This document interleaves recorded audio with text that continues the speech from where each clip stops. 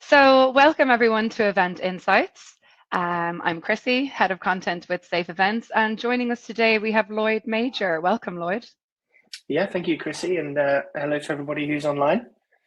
So, Lloyd is the founder and CEO of Halo Solutions. He also has a vast background in police trainer and command experience, which I'm sure he'll tell you a little bit more about himself. And today, Lloyd is going to be leading a session on control rooms in a crisis. So as usual, we will have time for a bit of a Q&A at the end of the session. It also will be recorded. So for whatever reason, if anyone has to drop off before the last few minutes, we'll have that up on our YouTube page on Friday afternoon. So Lloyd, I will hand it over to you. Thank you, Chrissy. Thanks for the warm introduction. And there's some very nice and very friendly, lovely faces in the chat there. So thank you for turning up. And it means a lot because when you're in this seat and you guys are doing one next time, you know, it makes a difference when you see those nice people there. So hello to all of them. Thank you for your time this afternoon and for logging in to listen to this input on control rooms in a crisis. And of course, that's a play on words. We're talking about control rooms and how they function when managing a crisis, and also the developing and evolving technology that's creating strain in some areas and relieving pressure in others.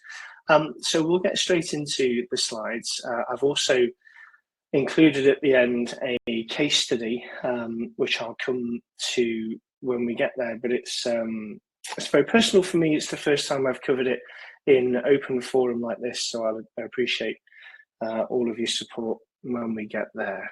So hopefully that is playing okay and you can see it all right. Chrissy, yeah, that looks fine. Great, okay.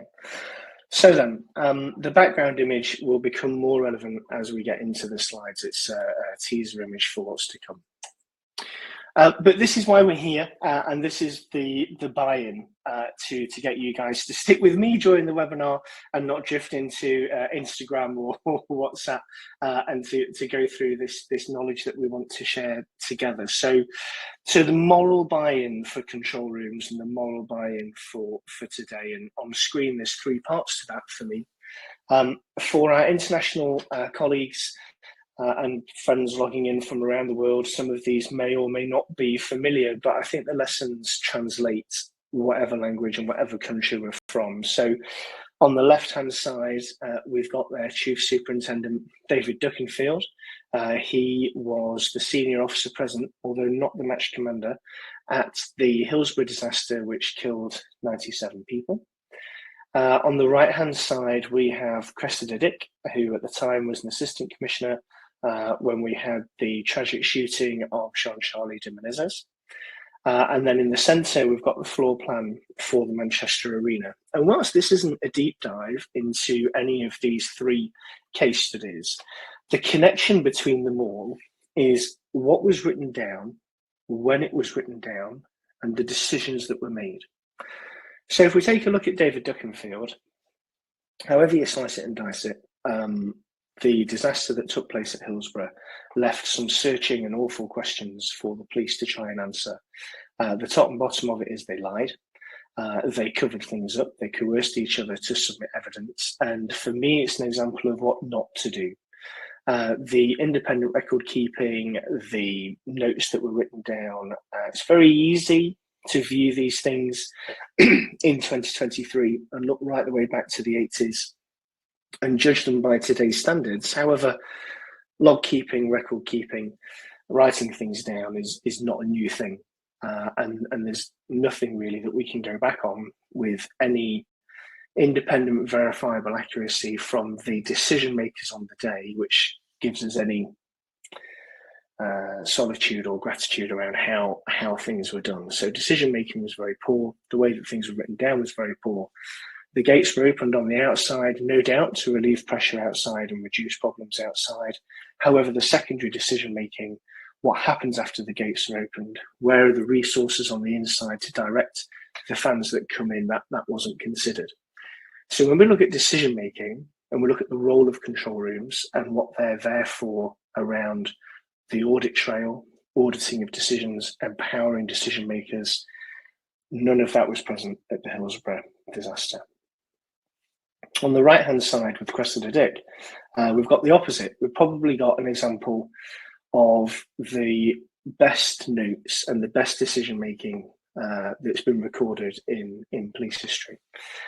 So for anyone who's not familiar, we've got a tower block in London that's under observations by the police, and there's a terrorist cell inside. It's 2007, it's the height, or 2005, the height of the 7/7 bombings, and we're keeping obs on people that are inside that may be involved. Slight break in visual connection between those doing the observing and the tower block, and somebody leaves who, roughly speaking, matches the description. Similar coat, similar build, similar description to one of the terrorists that was under observation. Leaves the tower block, exits on foot, gets on a bus, gets off the bus quite quickly. People following on foot start to think that that is anti-surveillance technique, so suspicions continue to grow. Follow him around London, lots of backwards and forwards, lots of changing direction. Again, the thought process, the mindset, the lens that it's being viewed through is that this is all anti-surveillance. And then John Charlie enters the tube station and carrying a backpack is warned by police to stop. He jumps the barrier and then tragically gets shot, and it was a fatal shooting. But what happened is, whilst that was a tragedy and it was a mistake, and John Charlie was actually, the reason he ran from the police was he had fears over his immigration status. He was working whilst he was here as a plumber, I believe, and also that he was getting on the bus to ask for directions, turned around and got off. He was a little bit lost. All of his behaviour was perfectly explainable. Cressida Dick didn't get into any trouble because she created this audit trail, this chain of events, that if you knew what she knew at the time that she knew it, then you'd have made the same decisions as her. Or at least she could pose the question, if you knew what I knew at the time that I knew it, wouldn't you make the same decisions as me? And her log keeping was meticulous. This is the reason I've made this decision. This was the option I had. I had other options, but I didn't use those because as a result of taking the option I did, I then considered the secondary impact and the tertiary impact, because this is going to happen and that's going to happen.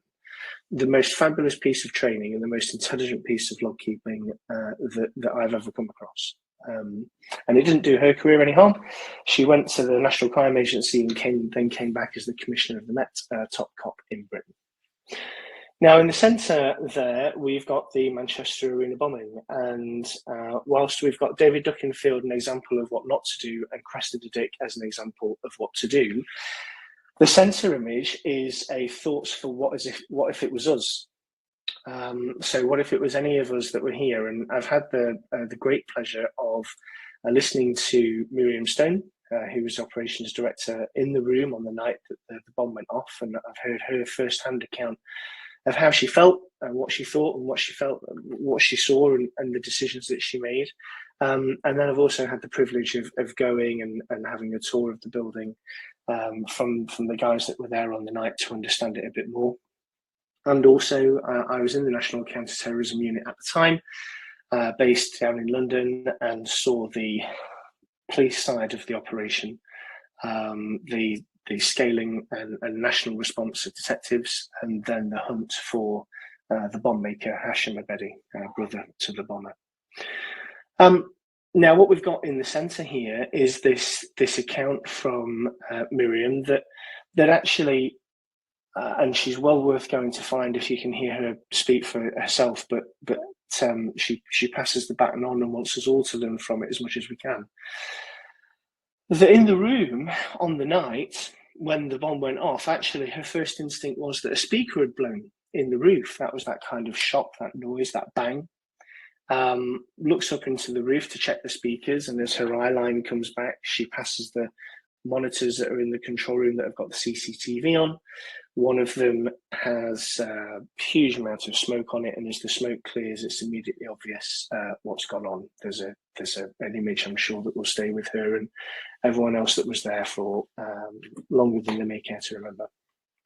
And then she had these decisions to make in the heat of the moment. evacuate, evacuate, lockdown.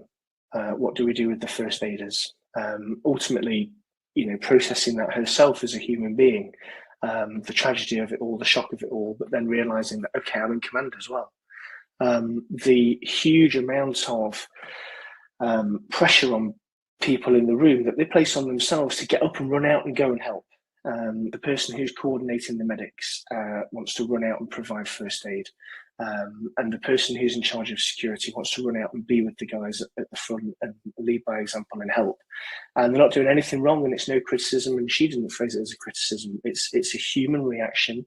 Everybody, the guys want to rush forward and they want to help. And to their credit, they had the presence of mind to stay, and they had the presence of mind to remain in effective command and control, and then process everything that started to follow, which led us to think about all these case studies and examples and this horrible phrase that we often hear about, lessons will be learned, and to piece together what we call the 90-90-90, the ethical buy-in.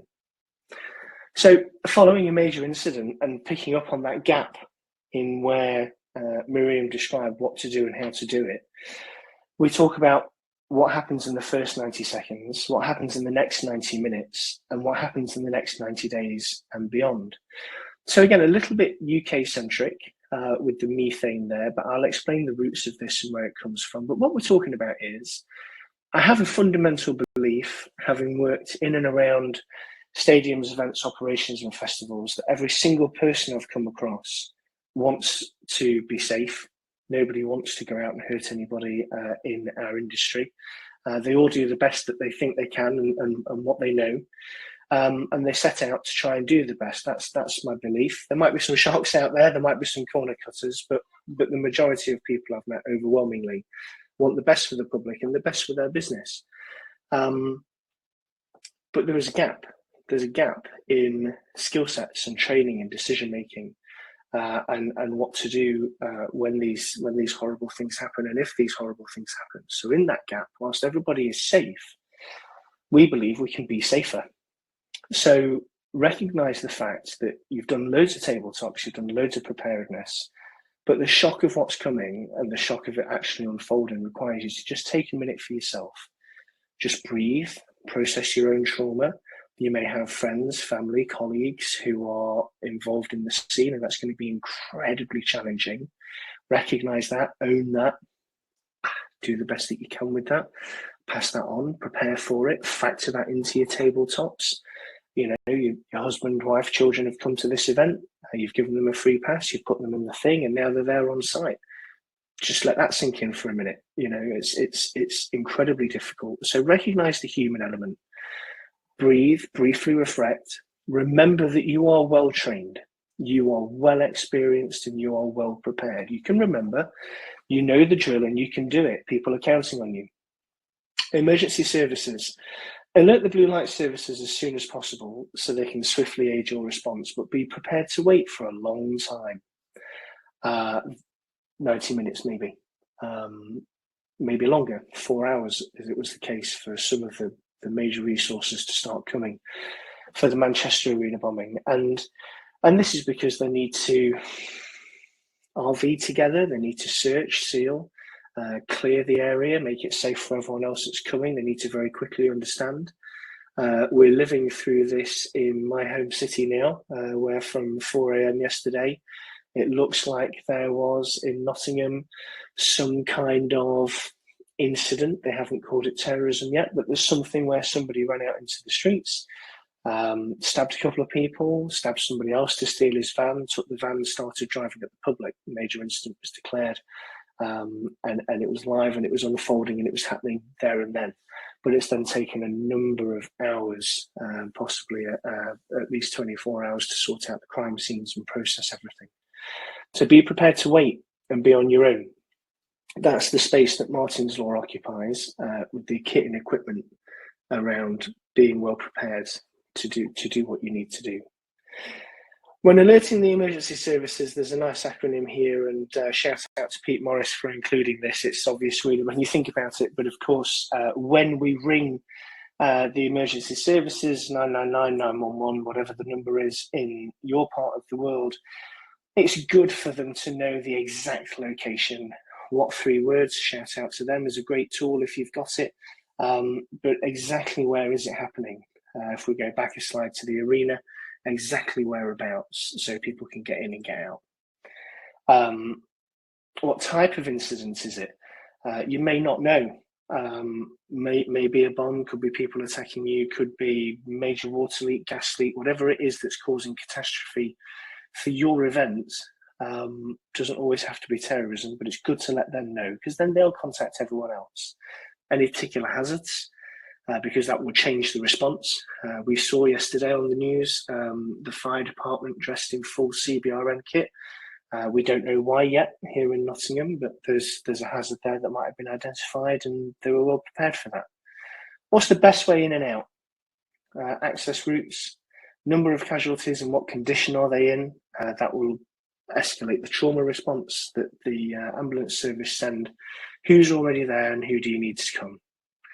And then we step back in and we seal the area, not just because it's a crime scene, but actually listening to people from the night, because it's a safety cordon. A bomb's detonated, structurally things are unsound, there's parts of the ceiling still falling off hours later whilst people are giving first aid. So we're protecting people from further physical harm and also increased mental trauma, because people are exiting the building and they're walking towards that exit, or they're exiting your festival and they're walking towards that exit. What resources have we got to quickly divert people and seal the area to protect them from trauma, to protect them from seeing all of that? And yes, of course, it is a crime scene, but initially what we're talking about is saving life and protecting people. You can't do it all on your own.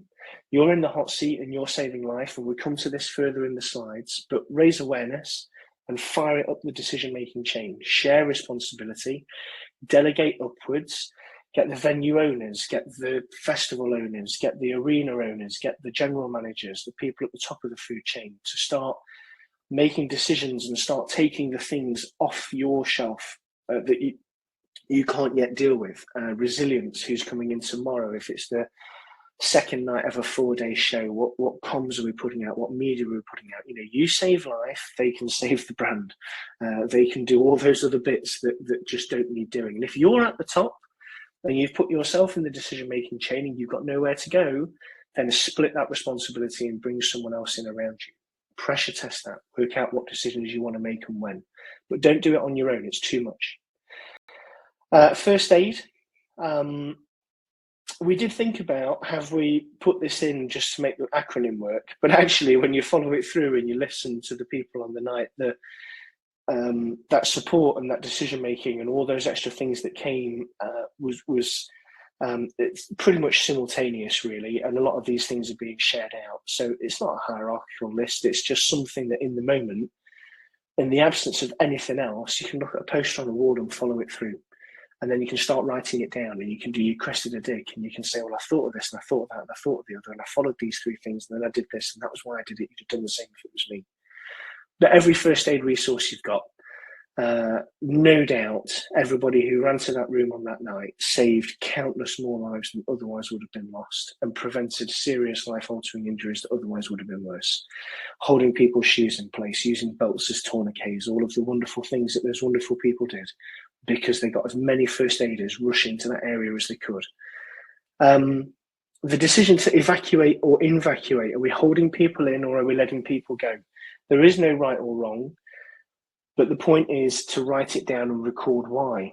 So Miriam can now stand there and tell you that actually she decided to keep people exiting, keep them flowing out of the building, because she didn't know what was happening. And whatever awful things were taking place in Manchester that night, at least people could disperse, because Manchester was bigger than just the arena. So she hoped they could get out and that they could get away. And record it. Record everything your teams are doing and why they're doing it, the decisions you've made, the actions you've taken, the tasks that you've delegated, who you delegated them to, what time you did it, the options that you had that you took and the options that you didn't take. What would have happened if you did the opposite to what you were doing? Because you're never going to know if you're right or wrong in the heat of the moment, but you need to know why you've done what you've done. Doesn't matter if it's a text message to yourself, if it's a voice recording on your iPhone. Doesn't matter if you've grabbed somebody running by and looked them straight in the eyeballs and said, write down everything I do for the next 10 minutes. or you've trained people to do that and they can do it for you. Who are your logists? What are you doing? Just planting the seed. So we've done the moral buy-in, we've done the ethical buy-in. I won't go through this because you'll get a copy of the slides afterwards, and a lot of this is UK-centric, but I know that legislation is a framework for things around the world. So this is the legal buy-in around control rooms and why they should exist, and who should be in them, and what kit and equipment should be in them. And it's not just Martin's Law. I know that there's a lot of recency bias for Martin's Law, and I'm a fan of the legislation. I'm looking forward to it coming in. And if you were curious, like me, I've had a look at that legislation, and I believe that it's section 15 that could be considered to relate to the control room specifically. But all of these titles, when you get a copy of the slides, they're all hyperlinks that take you directly to the legislation. And there's some serious stuff in there and some serious guidance. And as we'll see in the case study at the end, if we haven't followed it, we've got some serious questions to ask. And if you can't answer those questions, then you're in the realms of David Duckenfield, Hillsborough. If you can answer them, then you're more in the realms of Miriam Stone, Cressida Dick, people who did their best when faced with the worst. So yeah, have a look at this. Civil Contingencies Act, safety advisory groups, guidance on running events, lots and lots of stuff in there. But I know there's lots of people on the call who know more about this than me. So it's a blended piece. And then we get to the personal and professional buy-in. What about you? You're on the call, you've logged in today. You might be somebody who works in control rooms. You might be somebody who owns a venue, festival, or an arena. You might be somebody who is in charge of building control rooms and putting things in them that make them work. So how does this impact you specifically? And I like to talk about the mitigation model. And this came about from a master's degree that I did in threat assessment and risk management. And the research was where I sat down with couple of fellas, Queen's Councils at the time, Michael Mansfield, Mark Scoggins, King's Councils would call them now, and said to them, right, okay, so we've had this incident, whatever it is, and you are doing the cross-reference in the box for whoever it is that's defending themselves. So how do you prepare for your case, and what questions do you ask? And they only really ask one question followed by 5 subsets. So was the incident reasonably foreseeable? You would be forgiven for not having the asteroid hit my festival and I didn't have a plan. You'd be forgiven for the plane crashed on the main stage and we didn't ever imagine that was a possible thing, so we did the best that we could. So you immediately have that no one would ever imagine that happening. So we did the best that we could. We rang the police and passed it across. So that's your first get out. If it was reasonably foreseeable, we did see the weather was going to be really bad this summer, and we failed to buy enough water, and people got into medical difficulties, or the width of the entrances wasn't wide enough. We didn't pay for enough security. We couldn't screen and search them to get them in fast enough, and there were crowd management issues. If it was reasonably foreseeable, then you're on the hook. Now, how much you're on the hook for is these green and blue lines. So generally speaking, the more planning you do, the less blame that you face. And we move from left to right. So we can start prosecuting the organisation. The Corporate Manslaughter and Corporate Homicide Act 2007 makes those organisations legally responsible for the gross negligence in health and safety. And they're going to start there because that's also where the big money is. And those organisations are going to push the problem all the way down the chain of command until ultimately it ends up in, let's say, Brian's lap. And Brian sat there and said, mate, I did my best. I had what training I could, and it's either his fault or it's not. And hopefully Brian is not at fault. So if we follow the questions across the bottom, have we defined in advance who is accountable and who is responsible? So the landowner might be accountable under the Landowners Liability Act for providing a decent, safe greenfield site and making sure that it's not got undetonated World War II bombs in it. But responsibility for walking the site, making sure it's safe, filling in the potholes, putting up the fencing, that's been delegated to a team of professionals that the owner has paid for to bring in to do it. So working out exactly who's accountable and exactly who's responsible is not a simple thing, and often doesn't get written down and signed for in advance. Certainly in the events industry, less so sometimes in sports and arenas. But it's quite rare that we see that in the events industry, and it relates directly to the case study that we're looking at later. Is there a plan for this incident? If there is it a good plan? Who wrote it? What's their pedigree? What's their history? What's their recency? What's their knowledge? How current are they? How experienced are they? What do they know? What qualifications they've got? You won't see, sadly, written down in the guidance anywhere for festivals that somebody in a control room has to have the MVQ level 10 control room origami qualification. It would be nice if they did, but they don't. But that still doesn't mean that you can throw any old intern in there for free, because you're going to be blamed for it later. So who have we got in the room? Who have we put in the plans? What reasonably foreseeable things have we put through the planning? Have people been trained and exercised? And we know now from the Manchester Arena inquiry, how have we recorded that training? Exercises delivered by a lot of training and exercising companies now often get video recorded. A lot of body-worn video out there, so why not take it, use it, try it, turn it on, record what you're seeing, what you're learning, get a copy of these slides. If you're paying for somebody to come in and deliver these things, get a copy of the video, get a copy of the slides, and store that yourself so that you can turn around at any one time and say, do you know what? We saw these 20 things are reasonably foreseeable. 10 of them are straightforward. We exercised 10 others. You'd have done the same if you were us. Have you got the right equipment? If it's a festival and we're sweeping it at the end of the night, that's inevitably going to be in the hours of darkness.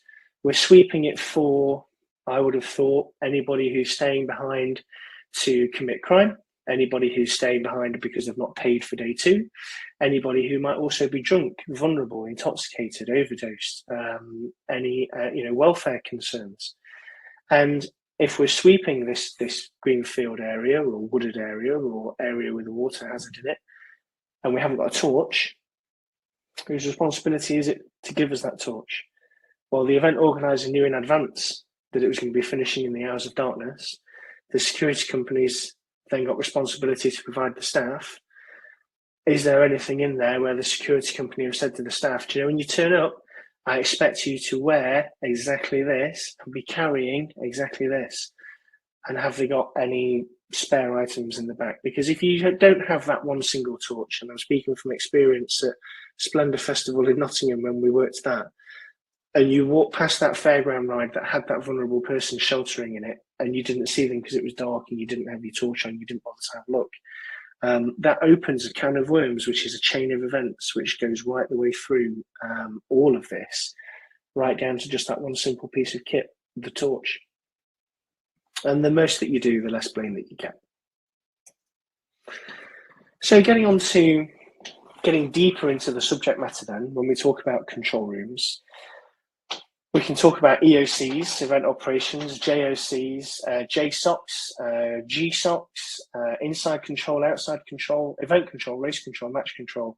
Sometimes one site can have multiple control rooms. So it can be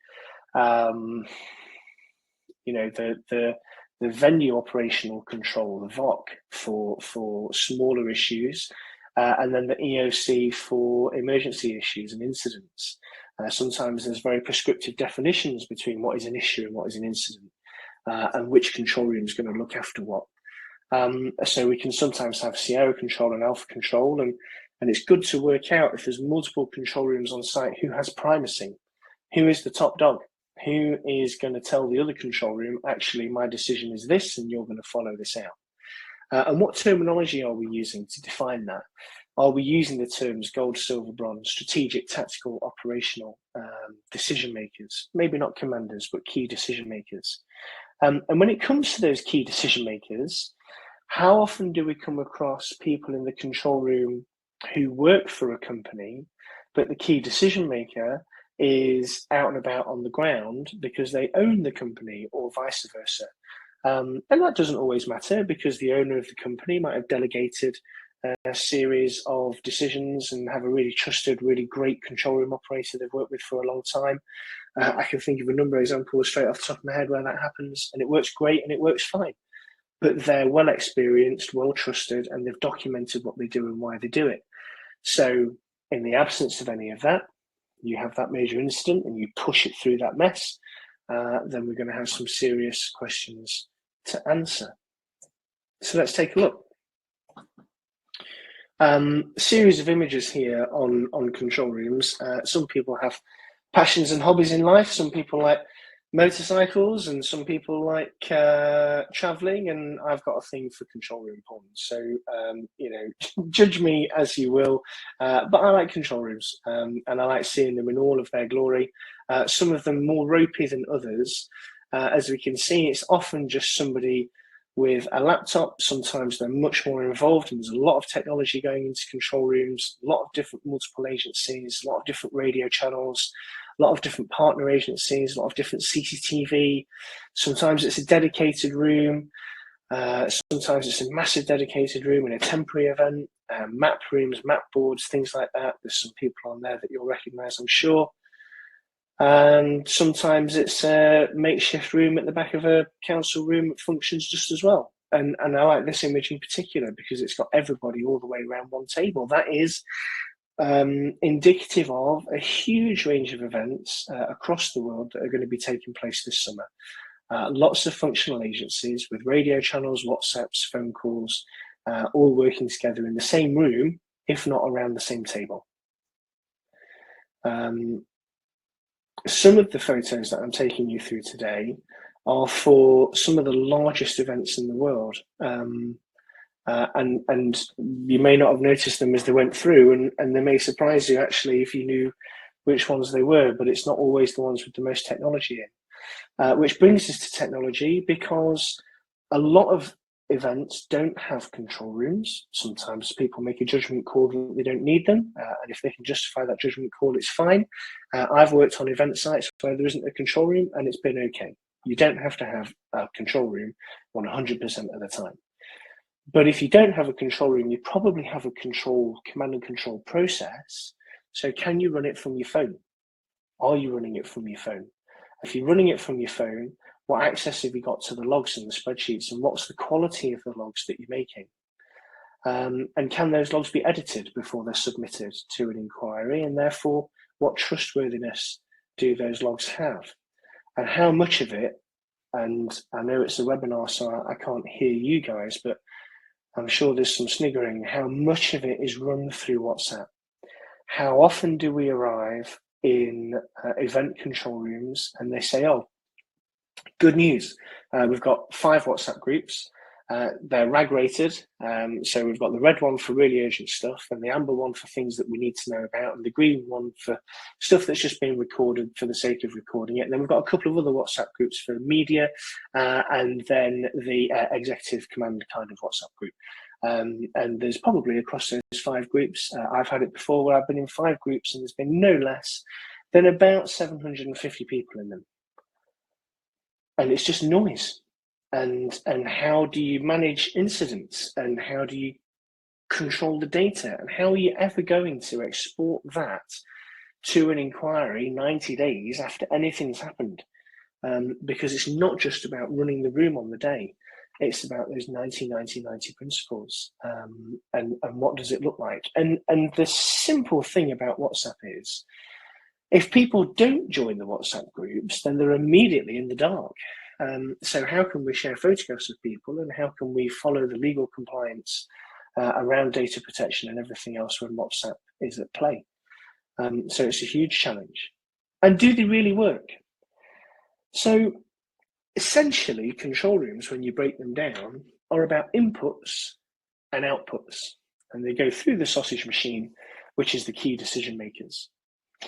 And we get our inputs from several different functional areas. So on the left-hand side of the screen, we've got a list of functional areas from security to ticketing as an example. It's not an exhaustive list.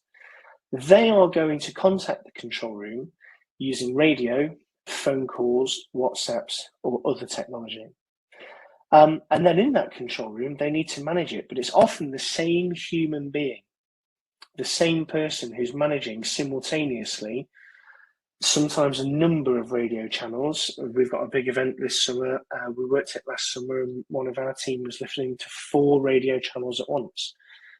So they're all blended on her end, and she can speak to everybody individually, but it's all just four merged radio channels.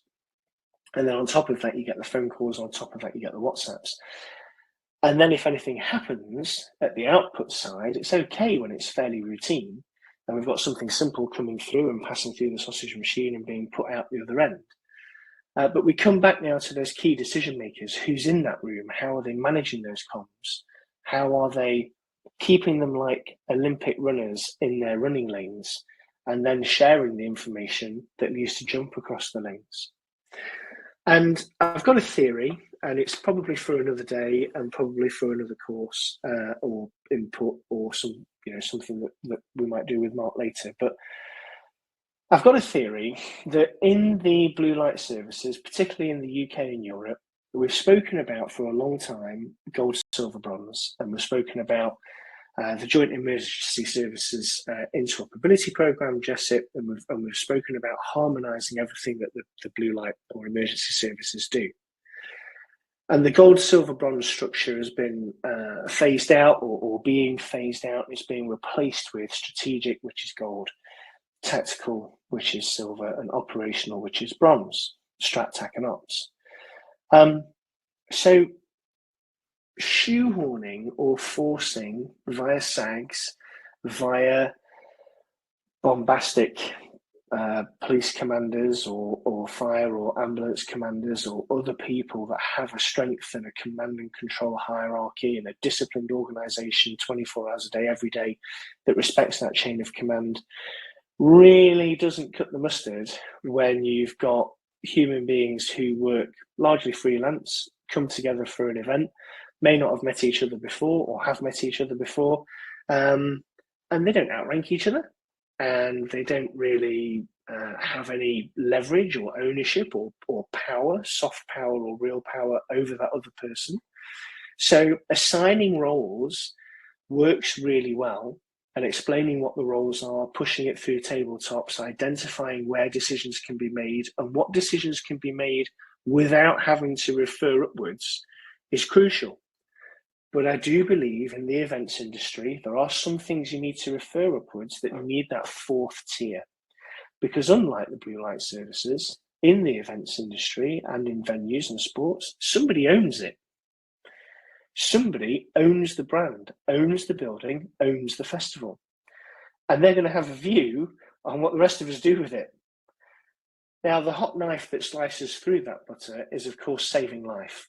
So you might turn around to the executive, the festival owner, and you might say, listen, pal, I haven't got time to ring you, and you're probably going to be backstage enjoying it anyway, or relaxing in the F1 VIP area, or sitting at the side of the pyramid stage drinking pina coladas. So when it comes to saving life and doing a show stop and pulling people over the barrier, we're going to delegate that all the way down to the people on the ground who can see it happening, our operational staff. So are you happy that the pit boss can shut that down temporarily and do the show pause, the show stop, and the bits that we know about in the industry? And they'll soon go, yeah, great. And then you ask the complicated question, well, if it's closed down for 10 or 15 minutes and that knackers up the set list and some of the artists later on are live on TV or radio, actually what we might need to do, depending on how it goes on for, if we've got 10 artists on stage, artist number 7 we might need to pull so we can get the top headliners back on track. And then the person who owns it may have a view. There may be a particularly lucrative sponsorship contract. There may be a particularly important trend or something that they know that we don't know. And they might go, no. Don't pull artist 7, pull artist 6. That decision rests with me. You can save life, but I own the set list. And you're not changing the set list unless you give me a ring. All right, okay, great. So that's an extreme example of what the people at the operational end might want to do and what the people at the executive end might want to do. But I think that conversation needs to be had. And I think we need to document and write down what decisions we can make in advance, what decisions are delegated, what decisions can be made in the room, who's in the room, what you can and can't do. And if you've joined this webinar as a student, or if you've joined this webinar as a 30-year seasoned vet, my encouragement would be that if that's written down, it makes it really easy, and it removes all the pressure, it removes all the attitude, it removes all the ego. It instantly helps people to define and realize, who don't work in a command structure like this. Oh, I'm the tactical commander. Yeah, I get that. I'm happy to make that decision. No, that's not me. That's Brian. So it's a great conversation to have. And one of the things we've seen, whilst the image on the screen shows 9 different functional areas, and each of those functional areas had their own log, their own logist, their own radio channel, and they did have a number of WhatsApp groups between them. For larger events, obviously, we can add more and more and more. And there's just a small piece of text that's stopping me from reading the bottom, but I think the most we've seen on one event is well over 100, 106, 107, I think it was from memory. But that was a huge set of rooms with loads of different companies in, all performing integrated actions. And it works really well, and credit to them for doing it. It'd be really interesting to push a major incident through that room and see what was written down by who and how the decisions were made and how it all came together. I'm confident the people are doing really, really well, and I think the people are brilliant. It's the processes I'm not too sure about, and I don't think they are either. I think we all walk around with this question mark. And these are the problems with these question marks over control rooms. And it comes down to 10 kind of problems, really. When you have a system like that, with all of those inputs across those multiple communication types in a room where you've got multiple agencies working together, incidents can be forgotten about. And they can be forgotten about because they compete in the same space. So that radio channel, if there is a missing bag that gets reported at the same time as a fight gets reported, all of the resources, the mental resources, the physical people going to help, all gets allocated towards the fight. And once that's sorted out, 10 or 15 minutes later, we may or may not even remember there was a missing bag or a found bag or a suspicious bag. And if there's a flurry of WhatsApps, how do we come back to it? And if we're typing it into spreadsheets, how do we remember to go back to it? And it's not that it's not perfect. Nothing's perfect, but it's hard work, and it doesn't need to be as hard as it is. Over the radio space, incidents aren't accompanied by images, so it's difficult to assess accurately what's going on. There can be a strategic gap between what the top level expects and what's delivered operationally. And what we mean by that is, at the top level, say it's a venue, a music venue, and they pay 80 grand a year in lawsuits because every time somebody falls over, twists an ankle, breaks a wrist, whatever, they pay out 4 to 10 grand in legal fees because it can be cheaper to pay it than it can be to fight it. So there's a bottom line cost there, 80 grand a year. So at the top level, they want to save that 80 grand. But actually at the operational level, if we're forgetting about spillages and we're forgetting about minor things because they're competing in the same space as the major things, then actually we're creating problems for the medium to long term that cost us money. And we can't reorientate the priority because it's more important to save life than it is to mop the floor. But ultimately, these things come back to bite us if the systems aren't enhanced. And then, of course, we've got, as we know from Hillsborough, the police certainly aren't infallible, and in that case, we're the worst of offenders. But notes and spreadsheets and other records and documents can be fabricated. Sometimes a lot of the personnel used can be largely untrained and untested, and there were no reliable records of this. This has been picked up in a number of inquiries. Radio channels aren't always recorded, and I'm perhaps not talking about the events that the people on this webinar deal with, because by virtue of the fact you're here, you're going to be in that group of people who wants to know more. You're going to be in that top tier of professionals. You're going to be the cream. the wheat, not the chaff, and your own desire to be the best that you can be has brought you to this webinar, and maybe the 4 or 5 other, maybe the 4 or 5 that come after it. But you're a curious person. You might learn nothing from me today, but you showed up, and that's what counts. And it's not you necessarily, because if that is a character trait of yours, you're going to carry that throughout the rest of your professionalism, and you're going to be professional in everything else that you do. It's the people who haven't turned up today. It's the people who aren't in the industry being vocal. They're not the members of the right groups. They don't turn up to the right shows, and they don't shake hands and meet people and learn and go on courses, and they're not interested in the direction of the industry. They just want to turn up, grab £12 an hour and leave. That's if they get £12 an hour and they're not just bribed with a free wristband later because they've got an artist that they like who's coming on.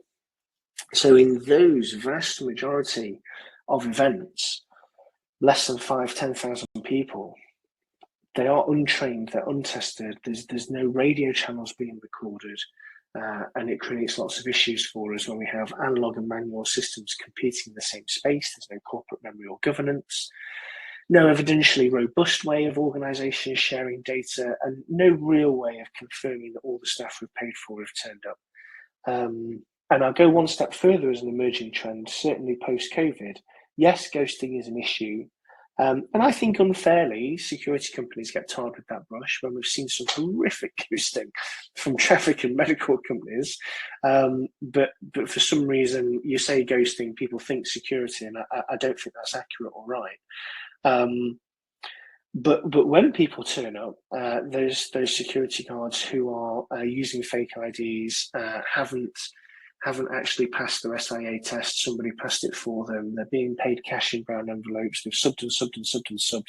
It's not just ghosting anymore. It's the quality of staff who may not have a good grasp of the language they need in the country they're working in. They may be working in Holland or Belgium and need to speak fluent Dutch or Flemish, or they may be required to speak fluent English, and or it'd be nice if they had a great grasp of Arabic and then also a working English or German or French, for example, but some of them just don't. So how can they work with a control room? And we see it time and time again, not just at the small places, but also most recently at the FIFA World Cup in Qatar, when we had a colleague who may or may not be on this webinar today who spoke to us, and she had 450 odd people working in the stadium. English wasn't a language for many of them, and certainly not their first language. And a lot of them, culturally, tribally, just didn't like each other. So how do you push that through the control room? And it comes up time and time again in successive reports. And all of the reports say lessons will be learned. But it increases time, it increases cost, it reduces public safety. This has been going on since the 90s around the world, if not before. And that's a prompt for me not to forget Wi-Fi. My goodness. Yeah, okay, great. I sell technology, and nothing about today is a technology pitch, but it's control rooms in general, where technology touches control rooms and may or may not help. But Wi-Fi for nothing else, even if we're not using any incident management systems, us or any of the others on the market, but ticket scanning. And even if it's access to Google Sheets, or if it's access to anything, any of your emergency procedures, a lot of radio companies now and a lot of security and medical companies quite like pushover cellular radios. They've got some great benefits and cost, of course, as well as functionality. And they can't use them if there's no Wi-Fi or the cellular signal's rubbish. It's not always easily solved. It is getting better. 5G is getting better. We're seeing some events we've worked on for 6 years, and 4 or 5 years ago they were really difficult. Just last summer, and certainly this summer, you now get 5G and it's on fire. It's great. But yeah, we should factor that into the planning, and not just to have it, and not just to have like Starlink or Skylink or any of the other systems that we can get, or even if we've made the decision, heaven forbid, make it safe first, spend your money on that, and then put the event on. But let's work out what to do if there isn't any Wi-Fi. Every good digital solution has an analog backup. So where's the pink slips and the paper forms and the things that we write out and we rush around the control room and we pass them out and we sort it? What happens if the radio system drops? And what happens if the phone signal drops? And where are the runners and what are we doing and what's the plan? And just, that's my cue to cover those things. Do we all speak the same language? I mean, literally, as well as in a safety perspective. And I've got a bit of an ego check and balance here for any police or ex-police colleagues on the control room, or any of you who have suffered with that particular police officer. I'm sure we can all close our minds and picture one. But they're not experts in crowds or events. They may have done some great courses. They may have got 20, 30 years experience in the police. But a lot of that experience can be repetitively going to domestics, going to shop thefts, going to protests, where crowd behaviour at football matches and at extreme right-wing or environmental or animal rights protests is very different to a Fat Boy Slim concert. You know that. They don't necessarily know that. And there tends to be a deference, therefore, around the police, because they also benefit from bringing all this infrastructure. They've got a great radio system, they've got a great command and control system, they've got all this discipline, all this rank structure. But for me, the person with the highest skill set, the person who's in charge, the person who should be calling the shots during steady state, is the safety officer. They're at the top of the pyramid of protection. They're the person in green. There's not very many of them. There's usually one in a football stadium, or maybe it's an event controller if you work in a different country, or maybe it's the silver commander, or there's somebody somewhere who's in charge, or a small team of somebodies who are in charge. And for me, the police fit under them as another functional area, just like a security, a medical, or another company. I know it's controversial, but during steady state, they should take your instructions. They should stand where you want them to stand. They should follow your road closures. They should not be fiddling with your event or in your control room. Of course, they should be in it, but just not fiddling with it and changing things. Much easier said than done in different places around the world, but that of course is Lloyd's view of the world. But having worked both sides of the fence, that's my preference. Now, when we go from steady state to crisis state, and let's take the Manchester Arena bombing, for example. Prior to the bomb going off, any police officers in and around that venue were being paid for by the venue to be there, so they should have been doing what the venue were telling them to do. Stand on those doors, follow these instructions, this is where we would like you to be. And then post the bomb going off, the roles reverse. We go from steady state to crisis state. The police command wagon rolls out, and now all of a sudden, everybody else is now working to the police. So the stewards go over there, the security go over there, we need the medics to go over there, this is the cordon, this is the hot zone, this is the warm zone, and around we go. So they can be interchangeable, but generally speaking, the people with the most qualifications, the most skills, the most experience, they're the safety officers. Security police, and indicative of other functional areas, then sit under them.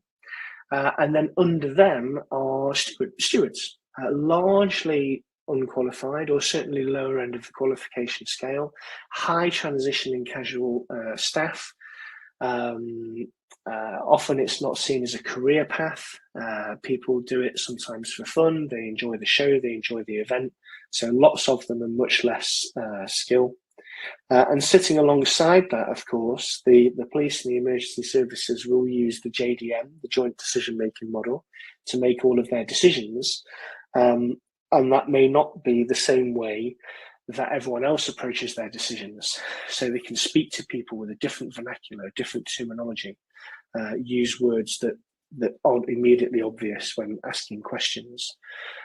Somebody asked me, I was in the control room the other day, and somebody said, have you got the rods? Rods for what, mate? What's I'm not. What do you mean? Oh, the record of decisions. Oh, Christ! But that's because they're from the military, and that's what rods are. So give me a break. But it happens. It happens all the time. So the police will follow a particular way of making decisions. It's what we would have referred to when going through the Crest of the Dick logs, where before they make a decision, they'll gather as much information or intelligence as they can. They'll assess all the risks, including those secondary and tertiary ones, different options. They'll develop a working strategy. They'll consider how that matches powers, policies, procedures, double check that with options and contingencies, and then do it, see what happens, change it again if they need to, all whilst working for this common framework of saving lives, reducing harm. And again, that can be a separate input for anybody that wants one. You spend half a day on that. It's quite an in-depth subject. But of course, when it comes to speaking different languages, there are some tools in some control rooms that can harmonise language, that can give us one set of things to refer to. I'm going to make what I believe is a safe assumption and say not many, if any of you on this call have ever been in charge when Ipswich have played Norwich. That's the table on the left-hand side. And going down the left-hand side are all the different locations, the key locations for the Ipswich versus Norwich football match, soccer match. And then we've got time running across the top, 9:30, 9:45, every 15 minutes, all the way through to 11:30. And we've got some colour coding. What's a 2, what's a 3, what's a 4? Now, if you've never worked this game before, if you were going to be in command at Ipswich versus Norwich this year, I'm sure you would agree with me that New Cardinal Street, if you find that as a location down the left-hand side, it's about the 5th row, didn't have anything happening at 10:45, 11, 11:15, 11:30. There was nothing going on. The resources in that location every 15 minutes were reporting they were at condition 2, which at the scale on the right-hand side is very quiet. There had some crowds gathering, but numbers were lower than expected. It was very low. Thank you very much. I'm stood on New Cardinal Street. I've got nothing to do. I'm going to eat my sandwich and do nothing. My mere presence alone in my yellow jacket is fighting crime and evil. Leave me alone. Now, the people at the Station Hotel and Fisherman's Corner, it's kicking off. There's a change in mood. They've got some crowd becoming more difficult. They're not having a happy time. So if you were planning this next year and they were at condition 5, would you not move the resources from New Cardinal Street that have done nothing all day? You could half them, and then a year after, you could get rid of them altogether. What about the railway station? Things started to drop off after people started coming through at 11 o'clock. So we're seeing a downward trend in risk. Couldn't they have been recycled, embussed, and gone from the railway station to the Station Hotel? That's going to be pretty close, right? If it's got the same name, that's not a bad assumption.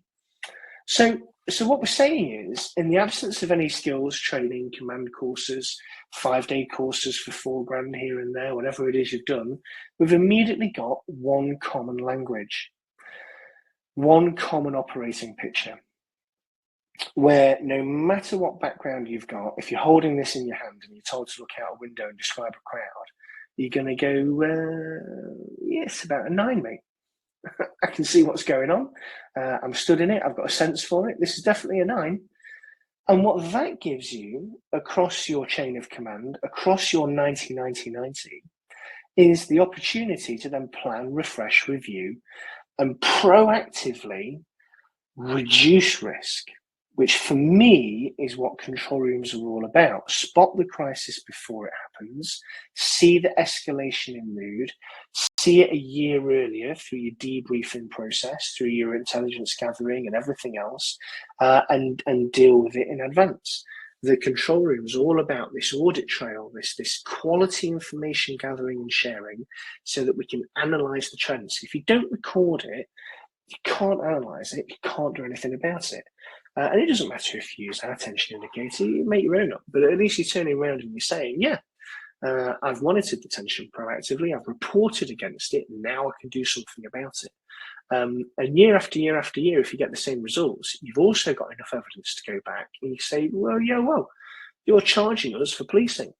You've done nothing for the last 3 or 4 years, and here's my independent evidence to say so. And the police will say, well, obviously, because of our presence alone, you didn't have any crime. So, well, let's cut the police in half and see how we go. Or I'll swallow the risk and I'll call 999. And now I've got an easily defendable, independently verifiable, third-party piece of evidence to say what I based my decision on. And if you were me, you'd have made the same decision. So this is a good takeaway for control rooms and the type of information they could or should be recording. Now, The research shows, and there's a great quote here from Dr. David Rubens, that actually when we talk about the inputs and the decision making and the outputs, we talk about all this technology, all this infrastructure, the radios, the WhatsApps, whatever other tech you're using, comes down to the human beings, or so far. We'll wait for AI and Terminator to take over. But so far it comes down to the humans. And we can say in advance that it's a widely recognized reality that once any form of emergency response operation is put in place, it's communications that's always one of the first things to go wrong.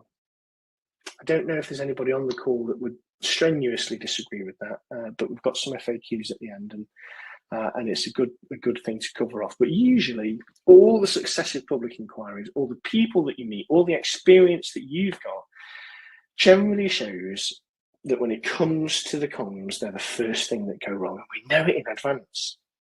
Whether it's the failure to utilize the tech we've been given, the inability to integrate all those different stakeholders, or make sense out of an overwhelming amount of information, which can often be confused, unclear, unverified, or simply contradictory.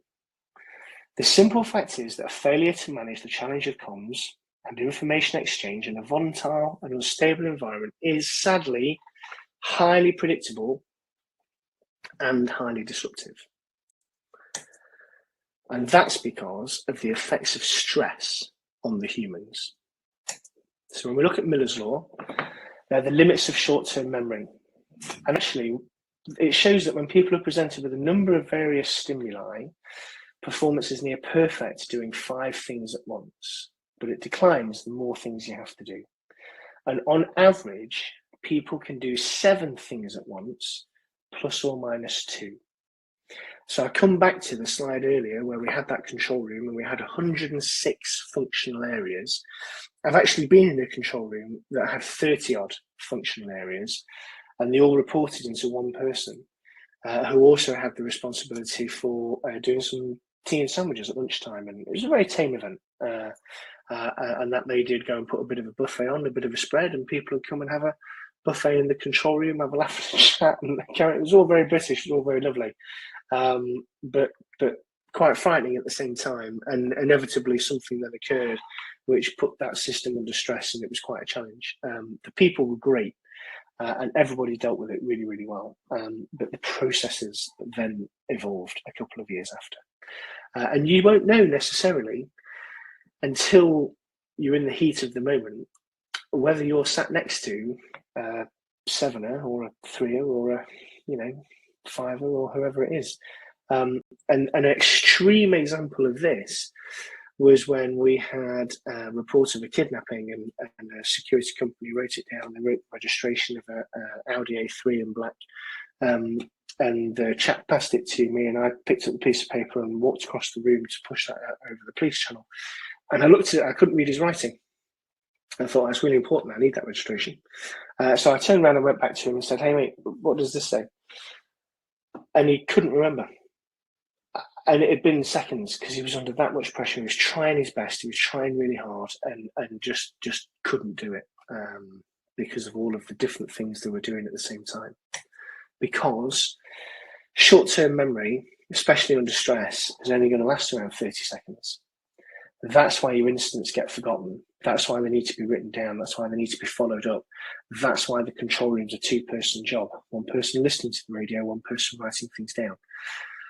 Unless it's not a particularly busy event, in which case maybe you might have 1 person. But how often do you rationalise, I've deliberately made the choice to have 1 person in the control room covering this position because my experience shows me demand is relatively low.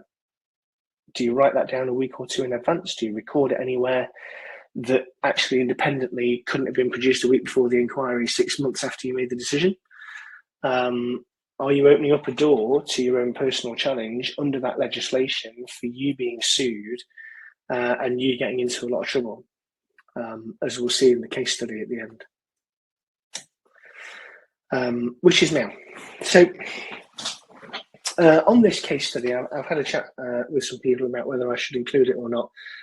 It is the first time I've been through it with anybody. It's perfectly legitimate. It's, there's no issue with going through it, but it can be challenging for me because I was there. So what I would say is, of course, it's not a secret. You will get the slides.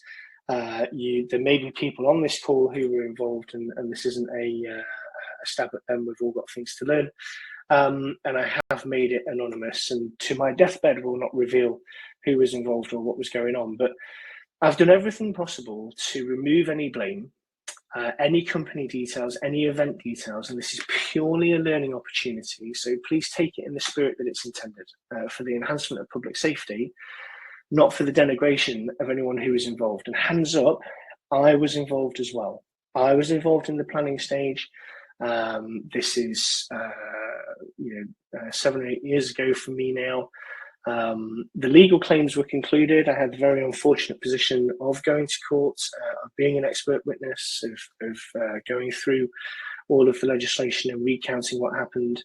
And I would say to approach this case study, hopefully not as a judgment of me 7 years younger, but to be reminded to be open-minded, because leaders who never listen, whether we're actually leaders of our own organisation, leaders of an industry, leaders in a room, leaders for the day, whether we just lead because of any particular skill set or character trait we've got. But when we stop listening, we'll soon be surrounded by people who don't talk to us. So be kind, be curious, and remember that we only get better by playing with people better than us. And there can be some distress with this case study. Now, it does relate to a near miss. Somebody did nearly die. I pulled them out from under a fence with a couple of colleagues, and it was a challenge, but there were no deaths or serious life-altering injuries. There are no graphic images, but I have been told the way the story is presented, it can cause some distress. So again, be wary of that, please. Now, it's an outdoor 10,000 capacity festival, and this is the festival map, anonymized to the best that I can make it.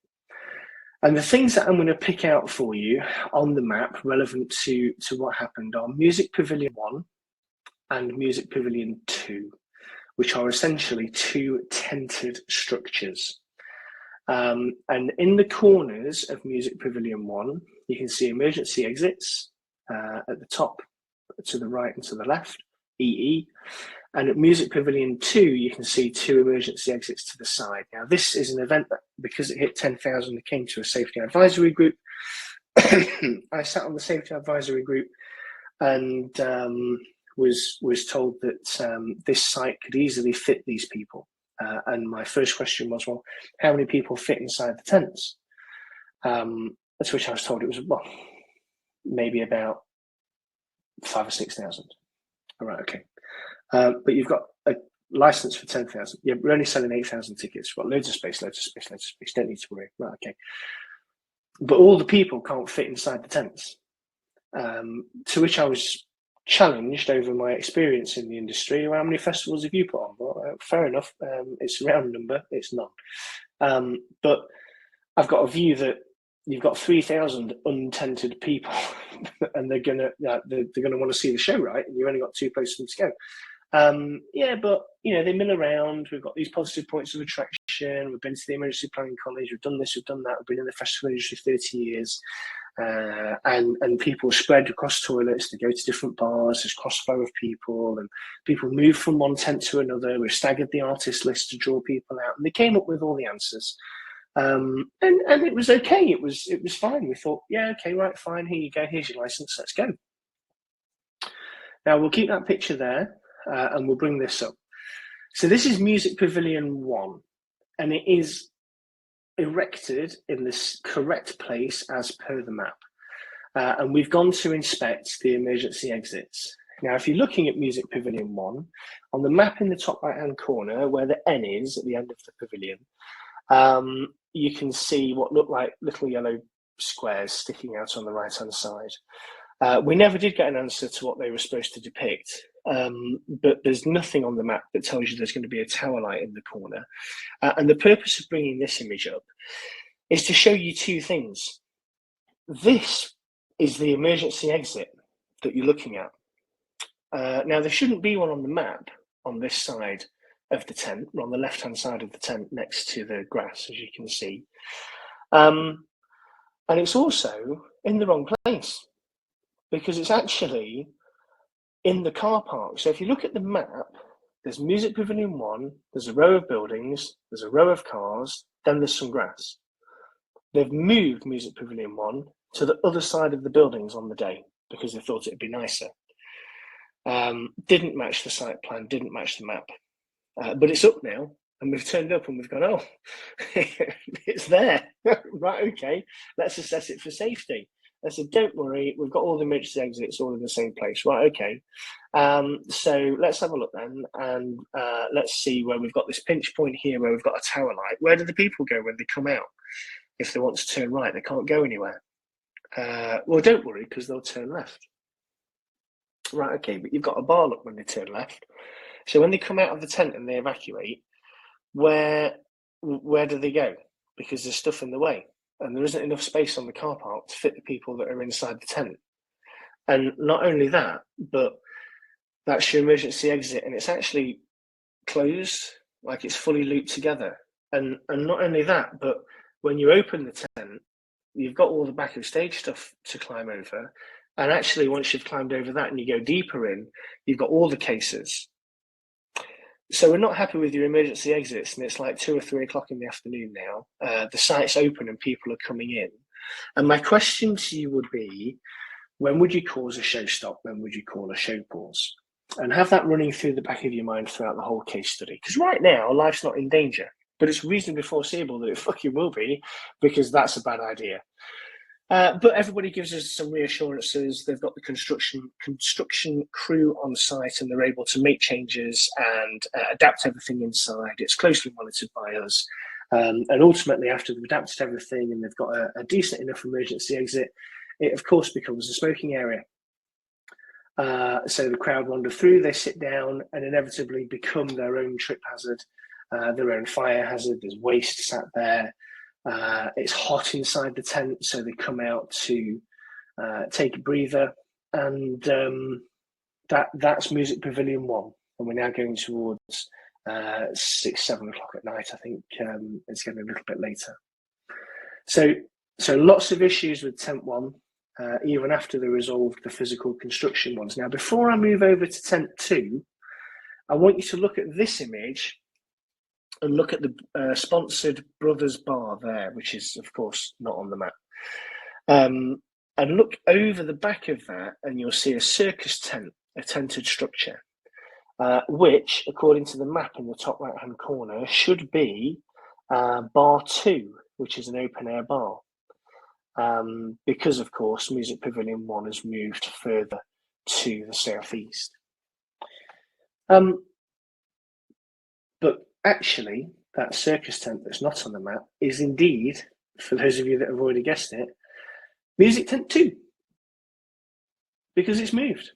So I've just done a rough copy and paste, and actually I've got that wrong, because I've misremembered it. I've put it opposite Music Pavilion 1, but both of those structures were further to the south on the other side of the building. So I'm about an inch too far to the left, but Music Pavilion 1's moved, and for the purposes of this, it is opposite Music Pavilion 1. And of course, as a circus tent, it's got guy ropes all the way around the outside, and to reinforce the integrity of it so that people can't just free flow in and out and do what they like, they've put Harris fencing around the outside. And with it being Harris fencing, it's all tightly locked together, and the person staffing the emergency exit, they don't have a tool to open up the fence. And they created this channel after we asked them to move it, and in this channel you've got a guide rope. So as people exit out of that emergency exit, they're immediately straight into a trip hazard or a clothesline or a, it's just not ideal, is it? Not to mention the trip hazards of the bits that the fence go into. Now, I'm not a fencing expert. I'm sure there are people in here who know far more about this than I do, who will be far more horrified than I was.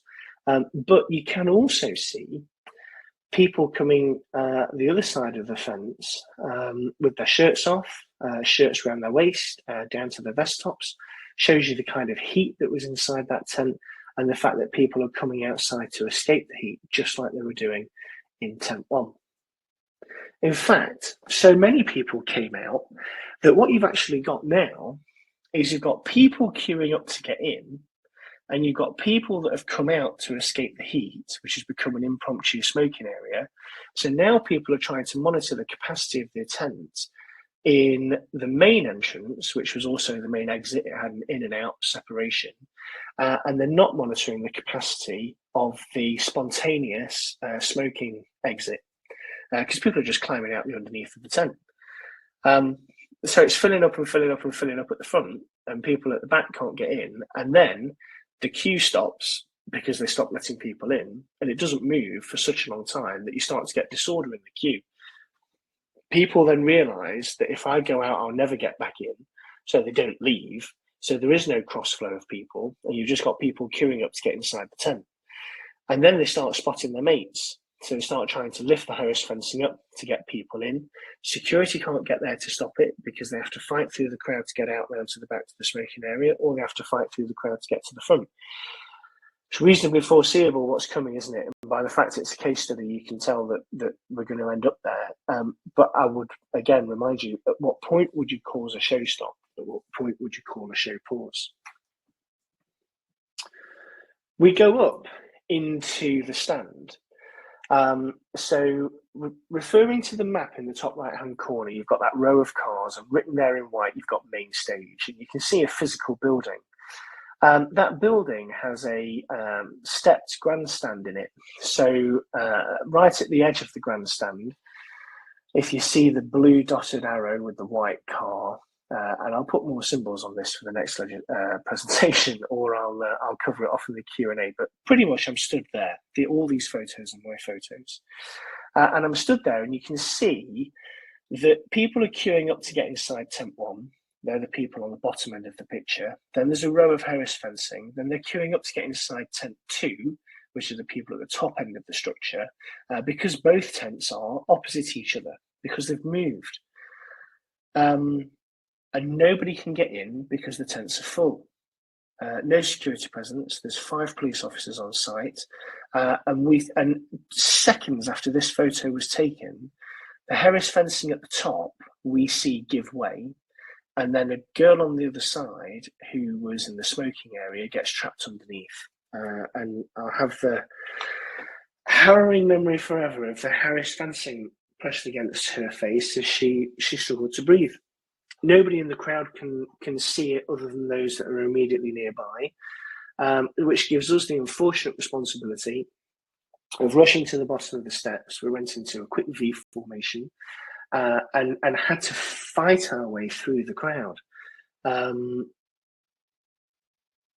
which caused us almost more problems when we were coming back out than it did when we were going back in. But life was at risk, and we got her out. We got the fence up. Everybody calmed down, and after 5 or 10 minutes. But it was ridiculous. It was the near miss that never should have happened. And all the factors that complicate all of this, and the pressure that crowd was under, people will know more than me what pressure it takes to bend those from human weight alone. People on this channel will know more than me what pressure it takes to snap these ropes as well. There's a picture of a snapped rope there, or one that's come out of its coupling, one or the other. I think it did actually shear from memory. And then you can also see on the floor, whilst that is not the best of photos, actually in depth, there were hundreds of NOS canisters. So is it reasonably foreseeable that the crowd that go to this event will want to get inside and see the artists that they paid for? Yeah, I think it was. Was it reasonably foreseeable that they couldn't do that because they couldn't fit in? Was it reasonably foreseeable that the tents had been a different place when we turned up? I don't think it was. That was a surprise. But having seen that all day long, we got these reassurances that everything would be okay, everything would be okay, everything would change. But it built up to its inevitable conclusion. And from a control room perspective, what was written down and when became examined in minute detail at the hearings that subsequently followed, around reviewing these people's license, about the near misses, about the injuries that people had. And at this point, there was a question around, well, actually, if we just move the fence, we can carry on. But there was a show stop. There was a full evacuation of the site, not an emergency evacuation, but there was just nothing that led us to believe, after 6 hours of continued structural failure of the management team and of the actual buildings, that this just wouldn't repeat itself and that someone would die. The key decision makers from the event kept leaving the control room. So the person who owned the security company was in the control room. Great guy, great security company, but almost felt compelled and had to go out to physically sort the problem himself to then come back. Medical stayed in the control room all the time. The safety director was out and about all over the place, difficult to get on radio, difficult to get a decision out of, hadn't delegated decision-making responsibility to anyone else. And then the event owner, with no real health and safety experience, was in the control room calling all the shots. It was, it's the closest near miss that I've ever been involved in, and it's certainly not a very pleasant one. So, coming back to the mitigation model, who got into trouble, what happened, it was there was a lot of trouble. People did get some very serious fines. If I go into the detail of it, it'll be immediately identifiable what took place. But it was fascinating to see it all unfold, because nothing was written down between the event owner and the safety person they brought in to put it on about who was accountable for what and who was responsible for what. And they both blamed each other for everything, which was clearly unpleasant for all involved. So, yeah, very challenging from a paperwork basis, from a control room basis, from a managing communications, from a 90-90-90 kind of principle. There were no reliable logs that anybody wrote down that they could submit. There was no photographs or evidence gathering for anything other than what we'd done. And everybody ultimately turned on each other, and they were all blaming each other. It was quite a sad thing to see it unfold, because the good people had worked together for a long time, and it all came to a very bitter end. So really interesting to watch that come together. So that brings me to the end of my presentation. So I'll turn my screen share off and mute myself whilst I have a drink. I've just got access to the chat now, and there's lots of stuff in there. But yeah, I mean, Chrissy, what do you want to go through next? That was fantastic. Well, first of all, I just wanted to say thank you for that. I'm sure I can see from the chat on the right-hand side that everyone was really enjoying that as you were going through. And also really great timing as well, because I even saw some of our guests here. One of them in particular is at Beyond the Pale Festival at the moment, which will be on this weekend in Wicklow. I know our own team are only just after getting back from another one in Sligo. So there's a lot going on festival-wise at the minute. I'm sure everyone got a lot out of it from that sense. Yeah, lovely. Yeah, thank you. So no, you're very kind, and I enjoyed it very much. Yeah, hopefully everybody else did. Yeah, I'm sure they did. Guys, if anyone has any questions that they want to ask Lloyd while he's still here, if you want to pop over to the Q&A only section, just so that it's easier to see, we can pop over there. You can start to throw some things in there as well. I know Mark was hoping to join us. He might be able to pop on for a moment as well.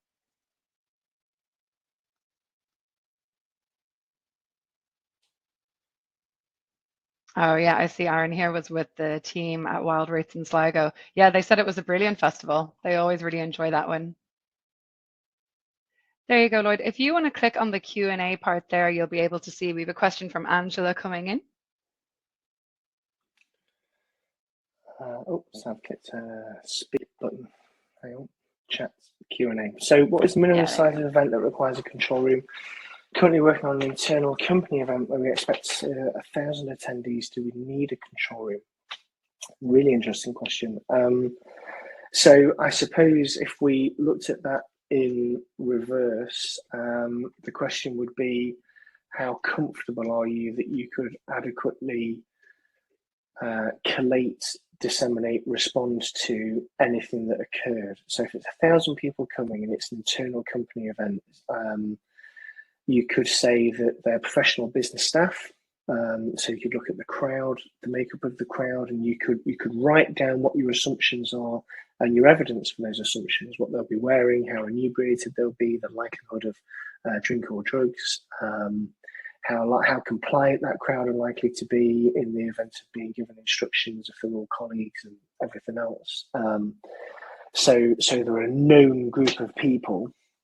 And let's not forget that in nightclubs or in conferences or other places like that, 1,000 people get together all the time and there's no control room. So if there are decision makers who can adequately dispatch and record what the medical team are doing, adequately dispatch and record what the security team are doing, you might have risk assessed it. There might not be many, if any, security. It's a couple of people on the door to keep out people that aren't invited.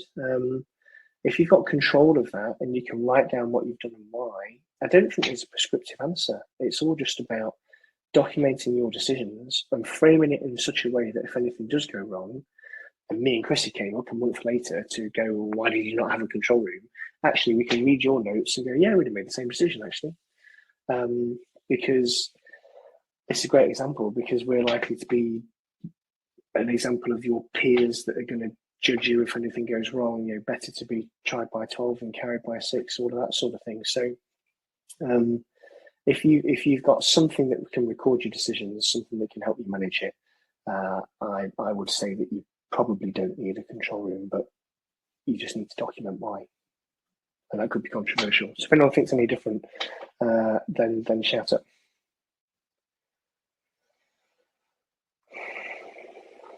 So that's Angela. So then we've got from Amber, really great. Can we get the slides? 100% you can. Yeah, you can have the slides, no problem.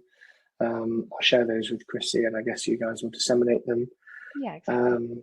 Yeah, okay. From Aaron, at what point should the showstopper have been called in hindsight? Yeah, really interesting one. I think for me, about an hour before the fence collapsed. And the reason was, I think it was plain as the nose on our faces that we could see the problem building. We could see that it had no other outcome. You've got this queue of people with the fence around them, and they're trying to get inside the tent and nobody's leaving. There's no one in, one out system, really. It's all just stopped.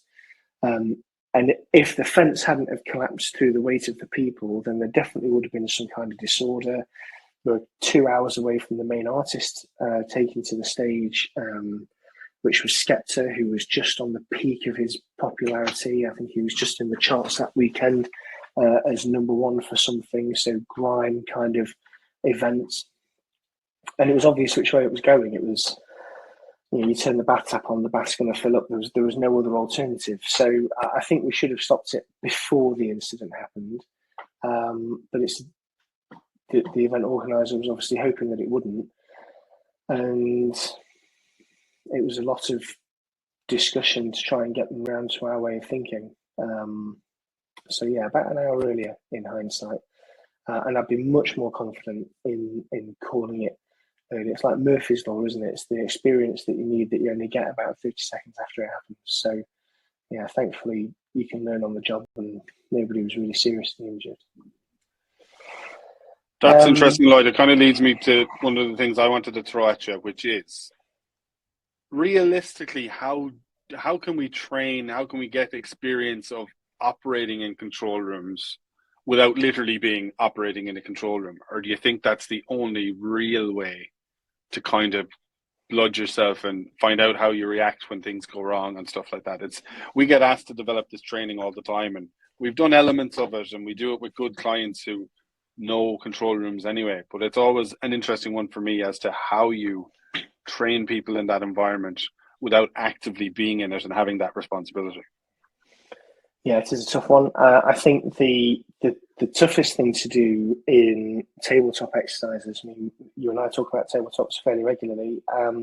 I think it's difficult to create stress not impossible, but challenging. It's challenging because as a provider of tabletops, obviously you want to be booked again. You don't want to piss everybody off, but it needs to be realistic enough that it's worthwhile for everybody, especially now. They're recorded and analysed like they have been with Manchester Arena. A tabletop's no longer a tabletop. It's a documented, evidential part of your planning, much more so than it ever was before. Before, it was almost like are we prepared? Let's have a laugh and a joke, see if they know what they really know. They were professional, but they were relatively casual. Now they're really important.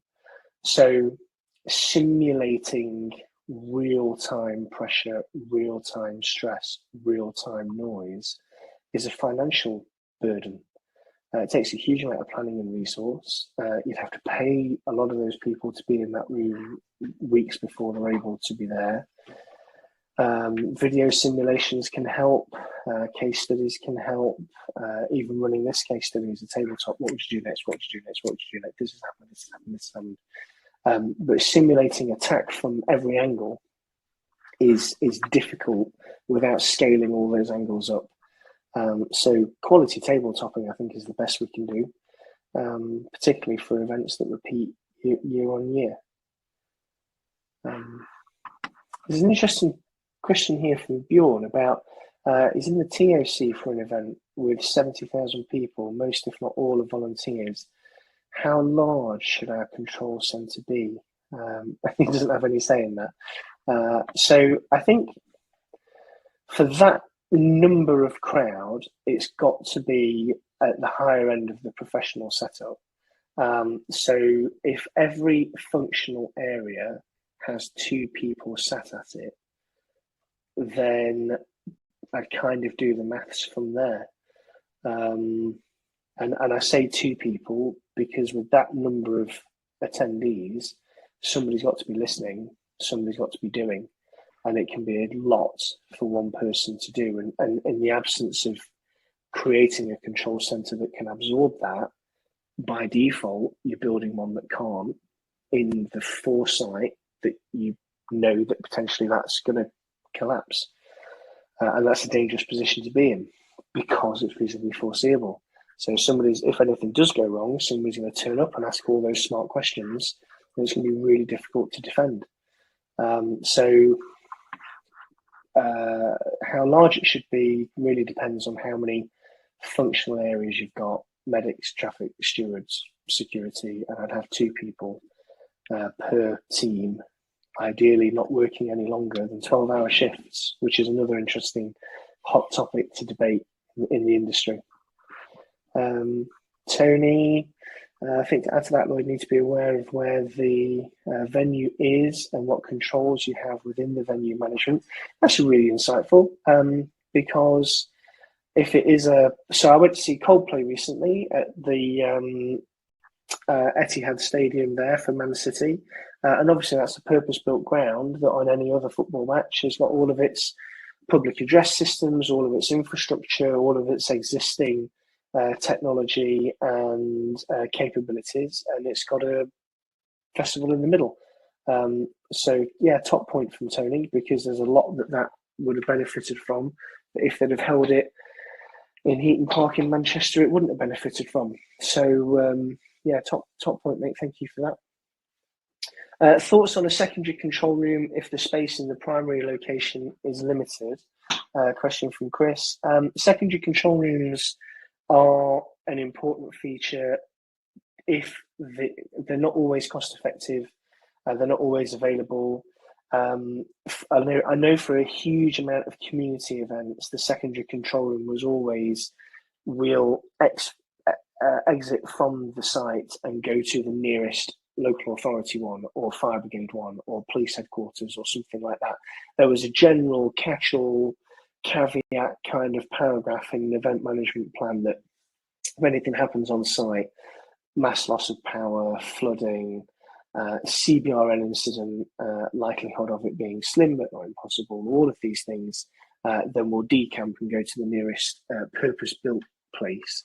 In reality, I've always wondered how that would work, because for a lot of radio systems, they don't have the range. So remaining in effective command and control would be a real challenge.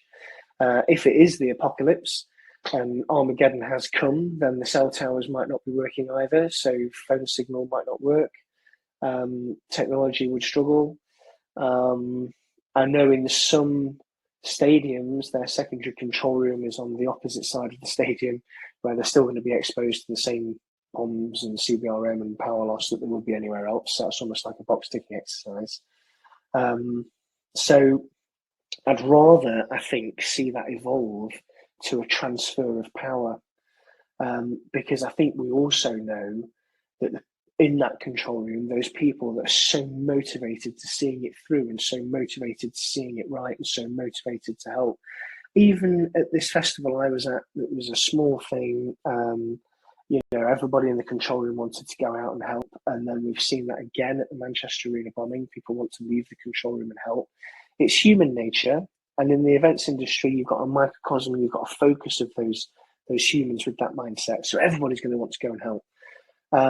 I don't think you get the people out into a secondary control room. I think you're better off almost having a transfer of power, giving it to the emergency services and letting it go. I don't think a secondary control room is a functional thing. Hot topic, controversial decision, but I just can't see it working. Hayley, best way to get a control room experience when not working full time for an event organizer or security company. Volunteer.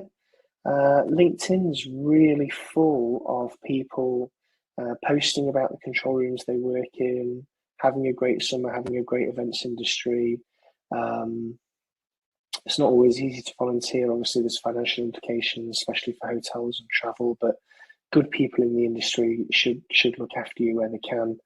Good control room operators are always difficult to find. People are always looking at investing in the next generation and supporting them. So reaching out to, I know Mark does a lot of great work in the industry, so does the UK Crowd Management Agency, Global Crowd Management Alliance.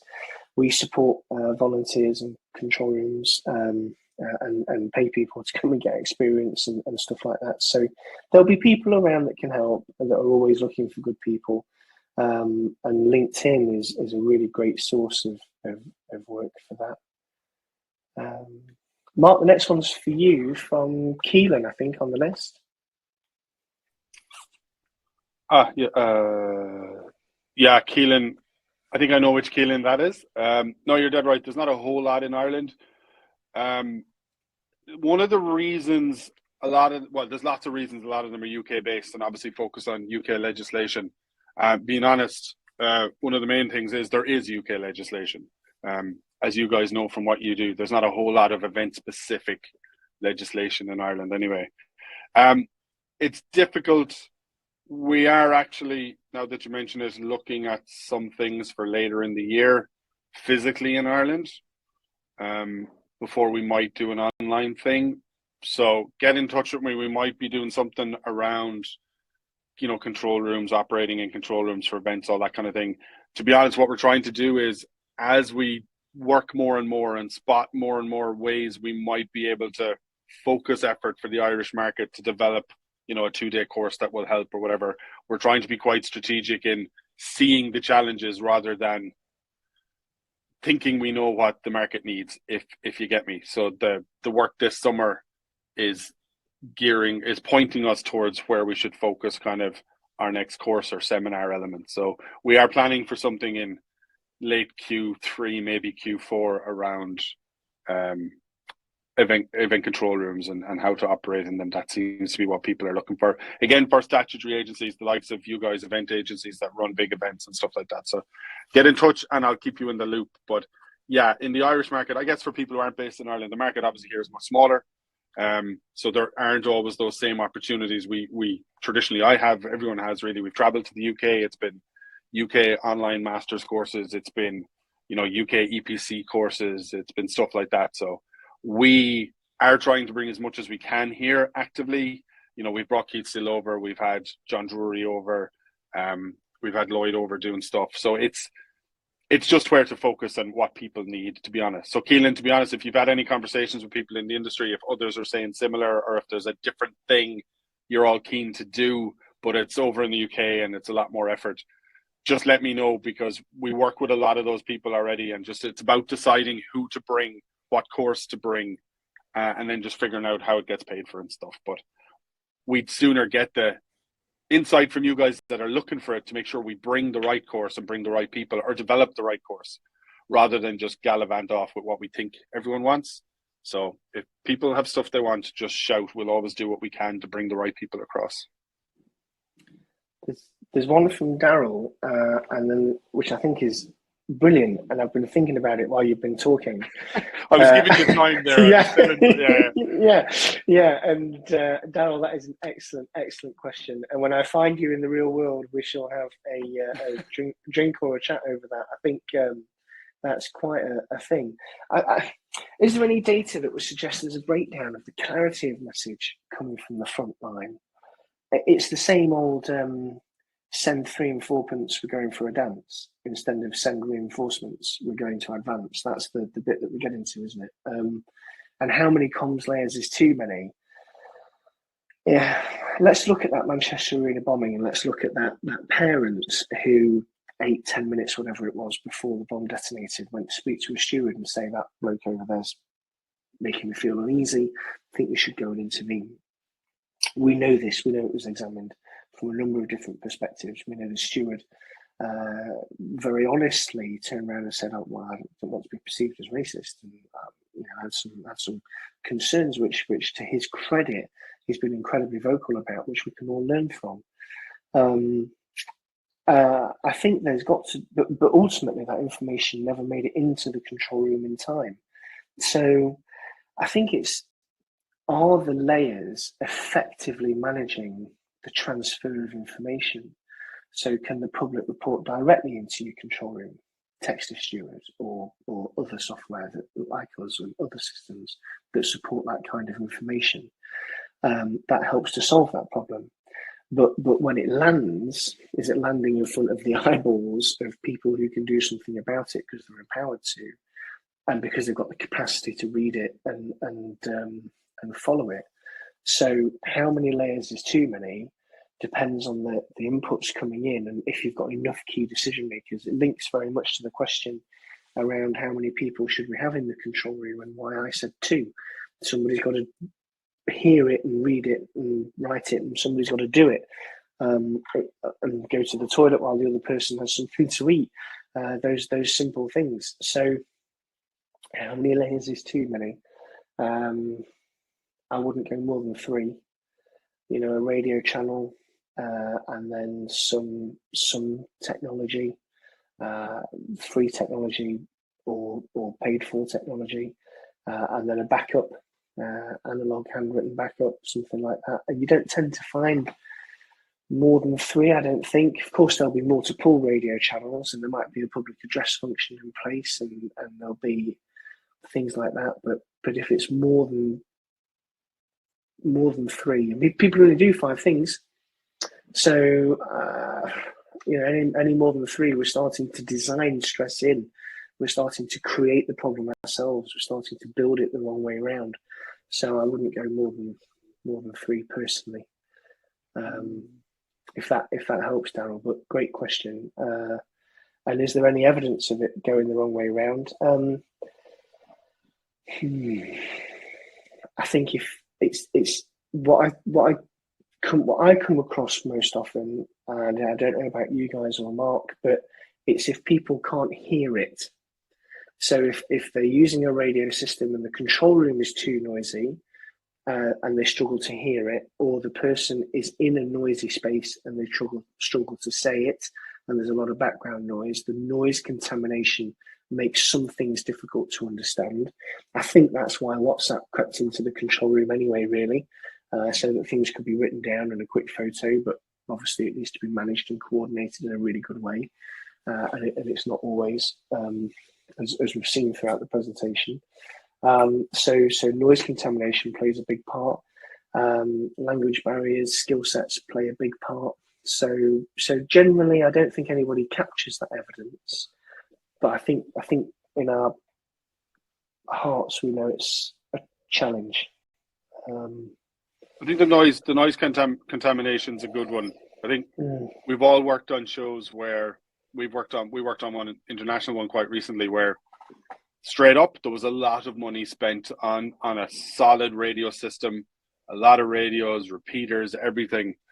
And where the show fell down somewhat was as simple as not having enough cans, headsets for all the functions, people, positions that would benefit from them. So you end up for, you know, a $10, $15 accessory being missing and multiples of them being missing, you're actually really negatively impacting your whole comm system there, to the point that the messaging coming into control in a lot of instances from pits and stuff, or people who are mobile but can often be near noisy areas, wasn't as clear as it should be. And then the corollary of that is often, and again, I was on a show, this year, where the person managing the room had to lay the law down very early on day one that anyone operating on radios in the control room had to wear an earpiece. It wasn't whether you like earpieces or not, it wasn't personal choice. If you're the one in the room not wearing an earpiece and have the radio turned up, that's impacting absolutely everybody in the room and the function we're all trying to provide in that room. So I'd agree with Lloyd on the layers. I know Lloyd doesn't really like WhatsApp. None of us really like WhatsApp. If we accept WhatsApp will be there, to me, that's when you get to 3 layers, really, is if WhatsApp is one of them. And again, we work on massive shows where lots of the local decision making happens on WhatsApp, and it works really well. The functional stuff that has to elevate to event control, it then is either radio based or it's on that technological solution, whether it's Halo or one of those competitors or whatever. But it's mainly that plus radio, and everyone lives in the real world. WhatsApp between people in a major area of the festival site that's almost a festival within itself, to figure out a load of stuff locally. If that's working for them, that's fine. They all know to escalate to control when they need it. So I think 3 is a reasonably magic number if you accept that WhatsApp is one of them. I think outside of WhatsApp, I think a good radio system and a good technological solution, you should be fairly solid. And with your backup then of WhatsApp, or your assistance on the WhatsApp end, or whatever that local version of WhatsApp is. I think if we're all very honest, and Lloyd will be very honest too, because he sells a solution that tells us all we can get away from WhatsApp for lots of good reasons. I still haven't worked a show where people aren't using it to some degree, and I get it. I get why.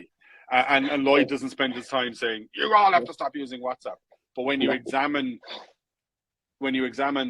all the things we'd like from our audit trail perspective and all of that, you're missing that.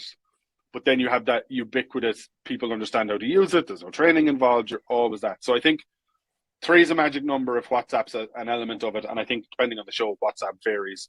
We have moved a lot in recent years from cutting down big time on the radio comms to move to the technological solution, but always accepting radio will be a feature, and we keep it and we use it. And some, let's be honest, some functions are much happier on radio than they are on a technological solution.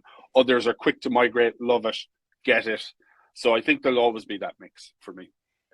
And I've had a thought. I'm going to combine the Tony and Chris question as well that came to me about venues and secondary control rooms, and put a thing out there about how many times I've seen, and we'll gauge how many times you've seen it from the look on your face, but when you have a dedicated venue and then somebody puts an event in it and then completely changes all of the evacuation and plans and procedures that all the staff know in that venue every other day, and they reinvent the wheel when they don't need to, and those stadiums have really well rehearsed evacuation plans and really well set up control rooms, and everything works and functions, and then somebody comes in and redesigns it and it creates chaos for the sake of creating chaos. We see that quite regularly, and it's definitely something to try and avoid where possible. We almost, you'll see me smiling, we almost expected it on a recent show, and we're very pleasantly surprised that that's not what happened. So we worked on an international show where it was it's a temporary venue, but well established. Our team and our partners had operated shows there quite recently. Also in previous years, we had a handle on it. We had our systems, we had our procedures, but there was this next show had a promoter element, and a different promoter, an extra promoter, if you will, who often come in with their own plans and ideas, and they're a big global operation. They have their systems and procedures. And we were kind of expecting that they would look to parachute a lot of their stuff in. And very quickly we all met and realized that they were of that same mindset. They're like, you guys run shows here. You know what you're doing. Tell us how it all works. We'll run with everything that you guys already do if it works for us as well. And then the only thing they really wanted to kind of tweak was the onstage artist show stop element, which again is a 20-minute meeting. We all agree what's different on that respect. It works for everybody. So again, you don't want to be reinventing the wheel. There's huge value, Lloyd, you know, with a lot of the shows we do, we work very hard, and we don't get this right all the time. You can't get it right 100% of the time. But one of the key things we try and do is have that consistency of people, both from the build to operational through to that break. That level of local knowledge and how the venue operates is key. And I think we've all seen with the best systems, the best procedures, this whole industry runs on people. And, you know, procedures fall down, people forget them, they don't know them, whatever. If you have a load of people on site in different functions who know that site and know that show, shit gets done and things get figured out. And we try and keep that consistency really strong, because it makes a huge difference. And there's countless times just people who are familiar with the site, you know, as opposed to, you know, maybe it would have been cheaper for us to put a different team on there or whatever. The value in people who already know how it works, those systems, those procedures. I always think it's fun. People parachute into stadiums and start changing plans. I find that hilarious. Like if a stadium takes some of those biggest football matches in the Premier League all day, every day, they have some systems and procedures that might help you. Don't be Johnny Big Balls coming in with your music show thinking, we're going to change everything. Like, what is the point? Yeah. I don't get it. You're creating work for yourself. Yeah, and to be clear, I didn't see any of that at Coldplay. It was just an example. A recent. So that was definitely you slagging off that stadium. Yeah. The largest stadium, the most popular. Yeah, great day there. Yeah, no, that's career suicide for sure. But no, but we do see it quite often, especially when stadiums are being repurposed now to make more use of them when they're closed. People come in and change stuff. Thankfully, I was smashed and enjoying Coldplay and never saw anything behind the scenes other than a really great show. The question there from Janet about qualifications for a logist. I've not sadly seen any. There isn't an industry standard. I think what we have seen culturally as an industry is this huge paradigm shift between control rooms being just rooms where they monitor CCTV, or just rooms where they record incidents, to actually rooms that manage incidents, and that specific mindset around receiving information over the radio, typing it all down, and then making decisions and dispatching and recording who you dispatched and why, and what decisions were made. There's a course that we run on that. We do it for free, actually. We did one recently where we got loads of people together for free. I haven't seen a proper course on it. I think it's something, even the one we do, could do with some development, I think, to enhance the specifics around actually what you write and why, and maybe looking at some other logs and getting a copy of those. So, yeah, sadly, I don't think there's any. There's no, and worse than that, Janet. I think if you now went onto the EPC website or any other provider's website, Taylor Bridges and other companies, that Andy Hollinsons of the world, that do safety officer courses, MVQ level 4s, and registered, so therefore you were working towards that course, you could immediately go and take command at a football stadium, having not done it. Just the fact that you're working towards it. So yeah, it is a gap. The working towards thing is a great legacy of 2012 from the Olympics as well. Yeah. We all know thousands of people who were working towards a qualification to allow them to fill roles on London 2012, and it served a purpose then. It made sense, and you stand back now, you can see how it facilitated, but you can see that legacy of it, that you have situations like that now where technically Lloyd is right, you could be enrolled in the course heading that direction and take charge of a football stadium like that. So again, none of these things are ideal. I think the Lagos thing is interesting. Again, I've never seen a decent course. I've heard good things about Lloyd's course. I've not seen it. I've not done it. We count ourselves lucky personally here in that we run a series of shows at the back end of the year in Dublin Zoo, which is like 50 plus nights of shows and allows us a great opportunity for people to shadow people, to be in a small event control, to see how we log, to learn that system. And then we get to kind of utilize those people then on other shows throughout the year. But I get, unless you're running a venue full time, you probably don't have that opportunity to blood people and just let them shadow for a couple of nights, then do it on a quiet night themselves, and then build up to doing it on a big night. But we've that opportunity, but I know that not everyone has. But who was it? Janet had asked that. Straight up, what we would call good event people is where we start for Lagos, and people who get it and understand how things should work on an event. And you start there. And again, a course like Lloyd's, or some time spent with people who do it and seeing what they write, why they write it, goes an awful long way. I'm all for training and I'm all for courses, and we develop them, we run them and everything. The Lagos thing, in some respects, you're kind of suited to it or you're not suited to it, and then it's just about experience and learning as much as you can. I know some amazing Logists who have no interest in doing other roles in event control. They don't want to be making the decisions. They don't want to sit in that seat, but they love, as Lloyd said, getting in all the information from different areas, understanding what was key to write down and have a record of. There's a skill in that you can learn for sure.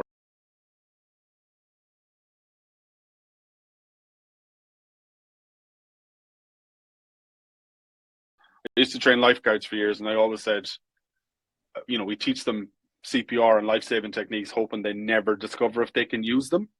I'd love in my career if I could have gone through the whole thing without ever having to deal with crises in event control, but got to sit there when it was raining outside and not get wet and have all those good things we all think of. I'd love to have done that, but it's not how it works for everybody. Did you see that thing on LinkedIn? And we're like way off piece now. I can appreciate everybody's just leaving and we're just drop it off. That thing on LinkedIn where that company, that training company, the CPR, they got the mannequin with the breasts. Yeah. And they put I thought that was great. Really, really professional and realistic training for reality. And just getting over that, what could be an awkward subject. Love stuff like that. I swear to God, I looked at that, having spent so much of my life using those mannequins and training people how to use them, going, how did we never have a female one with breasts? Why has that never happened? And it shouldn't be this, oh my God, moment. It should be, we should have always had one of each. It's funny because, and let's be honest, I've known critical situations where that did cause a pause for people. Yeah. And in those situations, that's when we don't need pauses. No. So I get it. And I was looking at that going, that's actually the way it should always have been. That's gas. Yeah. That's institutional sexism hitting you in the face like a bus, and you go, oh God, but we told them, and you're like, well, where would you put where would you position your fingers now under the breastbone? I'm like, to be honest, it would be even harder to find now. On a And I've done CPR in real life on females, and I've just done it. It's fine. But if you're to train to it and trace the fingers and where you want them to go, that's way harder now. When it's a mannequin with breasts. Anyway, sorry, we are way off. But what it did make me think, as funny you mentioned, what it did make me think was, even the most well-established systems, processes, procedures for training on certain things can always be better, can always be challenged, and sometimes it's in the most simple way. Like the mannequins I've always used in my entire life were male. Like I didn't even know you could get the female one. So it's gas that so many of us have trained for so long.